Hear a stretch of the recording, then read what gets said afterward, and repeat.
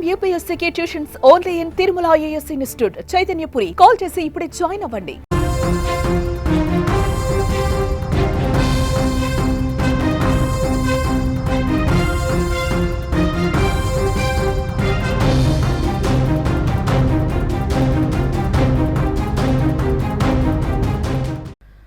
Breaking news చూస్తున్నాం. భద్రాచలంలో ఘోర ప్రమాదం చోటు చేసుకున్నట్లుగా తెలుస్తోంది.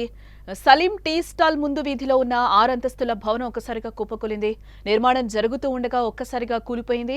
దీంతో శిథిలాల కింద పలువురు చిక్కుకున్నట్టుగా కూడా సమాచారం అయితే అందుతోంది. శిథిలాల్లో చిక్కుకున్న వారు ప్రాణాలతో బయటపడతారా లేదా అన్నది ఇప్పుడు ప్రస్తుతం అక్కడ ఉత్కంఠను రేపుతోంది. ఎంతమంది ఉన్నారు, వారు ప్రాణాలతో ఉన్నారా లేదా అన్నది కూడా తెలియాల్సింది. ఈ ఘటనపై సమాచారం అందుకున్న అధికారులు వెంటనే రంగంలోకి దిగి సహాయక చర్యలను అయితే చేపట్టారు. ఇక ఇదే అంశానికి సంబంధించి మరింత సమాచారాన్ని మా భద్రాద్రి ప్రతినిధి మరింత సమాచారాన్ని అయితే అందిస్తారు. నాగరాజు, భద్రాద్రిలో అయితే ఒక విషాదం చోటు చేసుకుంది. 6 అంతస్తుల భవనం అయితే కుప్పకూలిపోయింది. దాని కింద కూడా 6 మంది చిక్కుకున్నారు అని అయితే వార్తలు వస్తున్నాయి. అసలు 6 మంది చిక్కుకున్నారా, లేకపోతే ఎంతమంది ఆ శిథిలాల కింద ఉన్నారు? ఎగ్జాక్ట్ గా ఇది ఏ లొకేషన్ లో జరిగింది ఈ ఘటన? భద్రాచలంలో రామాలయానికి వెళ్ళే దారిలో 4 రోడ్ల జంక్షన్ ఉంటుంది. ఆ జంక్షన్ దగ్గర సలీము టీ స్టాల్ అని చెప్పని అంటే ఒక అందరికీ కూడా నోటెడ్ అయిన స్థలం అది. అక్కడ ఈ 6 అంతస్తుల భవనము నేలకు కొరిగింది. ఈ భవనంలో దాదాపు ఫస్ట్ వచ్చిన వార్తలు అయితే మాత్రం 6 దాకా చనిపోయారని చెప్పని వచ్చినాయి. కానీ ఒక ఇద్దరు ఉన్నారని చెప్పని అక్కడ వాళ్ళతో పాటుగా మేస్త్రులు కానీ అక్కడ కూలి పని చేసుకునే వాళ్ళు కానీ ఇద్దరే ఇరుక్కున్నారని చెప్పని కూడా మనకి తెలుస్తుంది. వాళ్ళ దగ్గర నుంచి కూడా బయట నుంచి మనం అరుస్తుంటే వాళ్ళ దగ్గర నుంచి కూడా జవాబు అయితే వస్తుంది జానకి. అంటే 6 అయితే కాదు అక్కడ చిక్కుకున్నది. 6 అయితే కాదు, ఇద్దరైతే ఉన్నారు. వాళ్ళు కూడా చనిపోలేదు, బతికే ఉన్నారు. మనం అరుస్తుంటే వాళ్ళు రెస్పాండ్ అవుతున్నారు. వాళ్ళు అంటే ఈ వాళ్ళని బయటికి తేడానికి మాత్రం చాలా ఇబ్బంది ఉంది. ఏదంటే ఈ 6 అంతస్తులు ఒక్కసారిగా నేల కొరగడంతో ఈ మొత్తం కూడా ఒక స్లాబ్ మీద ఒక స్లాబ్ పడిపోయి వాళ్ళు బయటకు వచ్చే పరిస్థితి లేదు.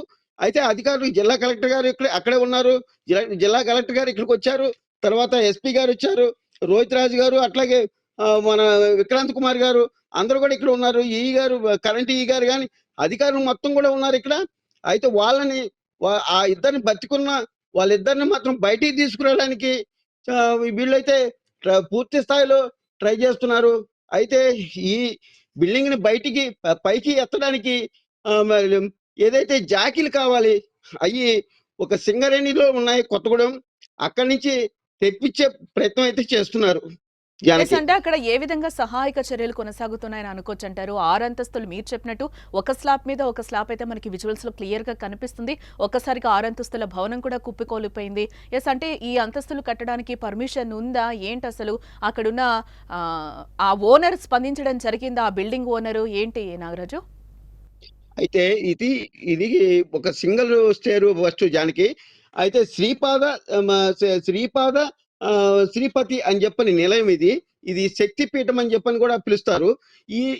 ఇది సింగిల్ స్టేర్ ఉండేది. ఇది పాతది. ఈ పాత దాని మీద అదే పునాదుల మీద ఇతను మళ్ళా 5 స్టేర్లు కట్టడం జరిగింది. ఇది కట్టేటప్పుడు కూడా నిలబడదని చెప్పిన చుట్టుపక్కల వాళ్ళు కూడా చెప్పడం, ఇతనికి హెచ్చరించడం కూడా జరిగింది. కానీ భద్రాచలంలో అయితే మాత్రం ఇది పర్మిషన్ అయితే ఉండదు. భద్రాచలంలో పర్మిషన్ 2 స్టేర్ల వరకే పర్మిషన్ ఇస్తారు. తదుపరి స్టేర్లు పర్మిషన్ కావాలంటే వరంగల్ నుంచి తెచ్చుకోవాలి. ఈ బిల్డింగ్ కి పూర్తిగా కూడా పర్మిషన్ లేదని చెప్పని అధికారులు భావిస్తున్నారు. అంటే ఇప్పుడు ప్రస్తుతానికి ఎంతమందికి గాయాలయ్యాయి, ఎంతమంది శిథిలాల కింద చిక్కుకున్నారని అనుకోవచ్చు అంటారు? వారు త్వరగా బయటకు వచ్చే అవకాశాలు కనిపిస్తున్నాయా? ఎగ్జాక్ట్ అక్కడ సిచ్యువేషన్ ఏ విధంగా ఉంది అనుకోవచ్చు అంటారు నాగరాజు గారు? ఇప్పుడు ప్రజెంట్ అయితే ఇద్దరు మాత్రం ఈ బిల్డింగ్లు శిథిలాల కింద అయితే ఇద్దరు మాత్రం ఉన్నారు. వారు బతికే ఉన్నారు. వారు మనం మాట్లాడుతుంటే వాళ్ళు రెస్పాండ్ అవుతున్నారు.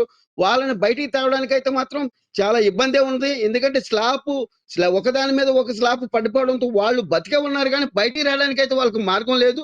ఖచ్చితంగా వీళ్ళు బయటికి రావాలంటే వాళ్ళని ఏదైతే జాకీల ద్వారాగా సింగరేణి నుంచి కొత్తగూడెం నుంచి తెప్పించిన జాకీల ద్వారాగా పైకి లిఫ్ట్ చేసి వాళ్ళని బయటికి తీసుకొచ్చే మార్గం అయితే ఉందని చెప్పని అధికారులు భావిస్తున్నారు. వాళ్ళని సురక్షితంగా బయటికి తీసుకొచ్చే ప్రయత్నం అయితే చేస్తున్నారు Janaki. Right Nagaraju, thanks for the updates.